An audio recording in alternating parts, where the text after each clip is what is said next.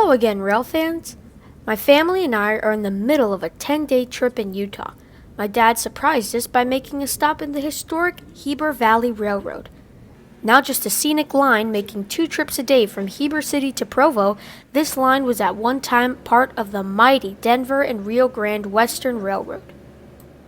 In the late 1800s, the citizens of Heber City pushed to have a railroad built in their community, and in the spring of 1896, the Denver and Rio Grande Western Railway began surveying a route through Provo Canyon over the objections of the Telluride Power Transmission Company, which had plans to build an 85-foot-high dam and reservoir within the canyon to feed its new power plants. Several court trials followed, but the case was eventually won by the Rio Grande Western. As the result, a railroad would soon link the small town of Heber City to the world. Track gangs went to work grading the line at Provo Canyon on March 20th, 1899, as soon as the winter snows had melted to the point that they could clear-cut the right-of-way. The first lengths of 52-pound rail were spiked down a little more than a month later on April 24th. Finally, the Denver and Rio Grande Western began its operations with the Heber Sub on October 17, 1899. We arrived after breakfast to watch our train being doubled out, which was very cool as an old 1950s locomotive did all the work. He first pulled out, lined the switch, coupled to more cars, and then pulled the whole train to the station platform, ready to be loaded.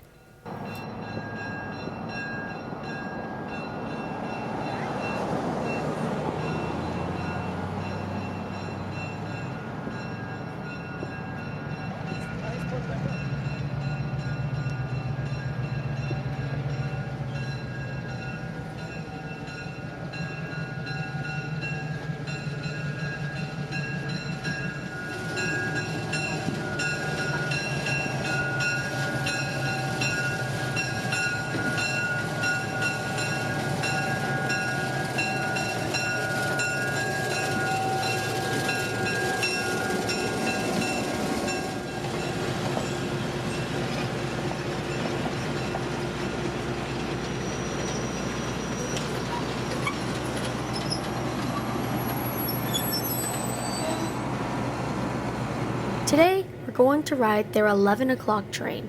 Our locomotive is Main Central number 52, an EMD GP9 high hood. The excursion included lunch, which was a ham sandwich with chips and a cookie, then a stop at Midway where we'd take a bus to go rafting on the Deer Creek River.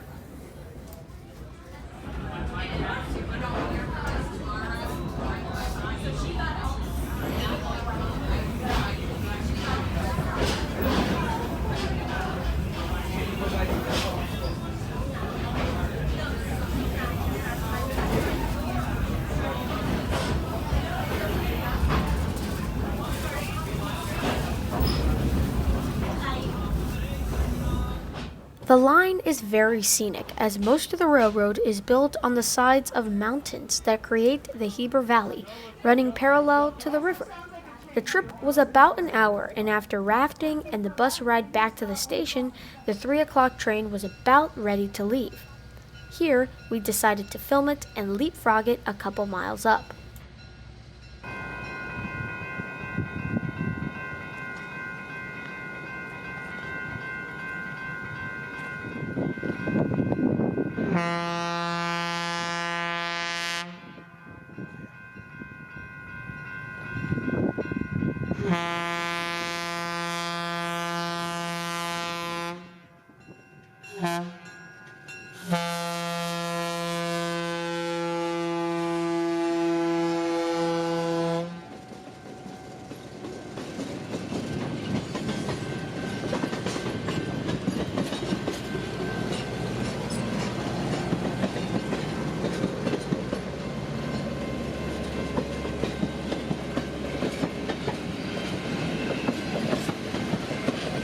Now the chase was really on.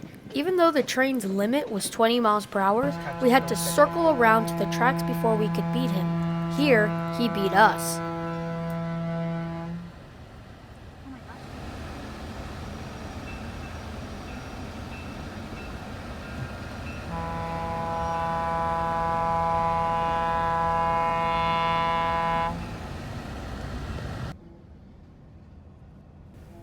we ended up catching him at the last road crossing before he crossed the river.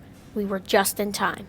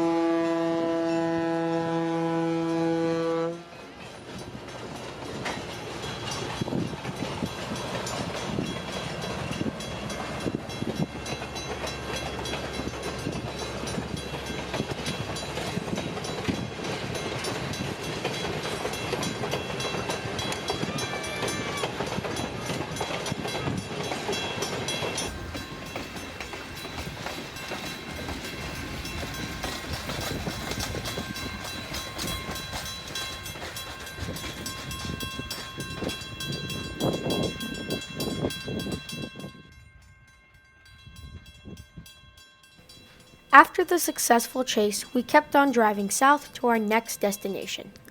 One more thing though, I really wanted to catch a Union Pacific train in Utah, but we had tried several times with no luck. Until the day we were going home, we caught an intermodal just north of Las Vegas.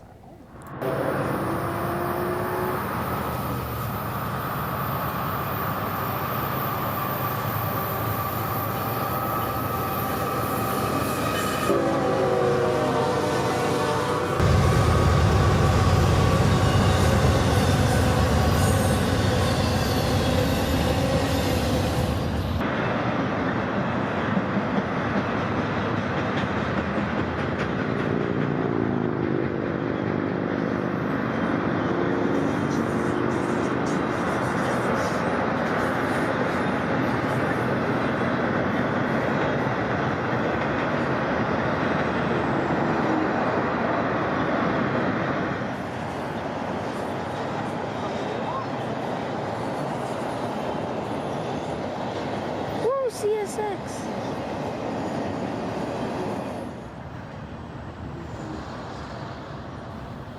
Thanks for watching, everyone. I hope you enjoyed, and leave a comment to tell me what you think. I hope to see you all again on the high iron again soon. But until next time, this is Christian from Multicolor Films. End of transmission.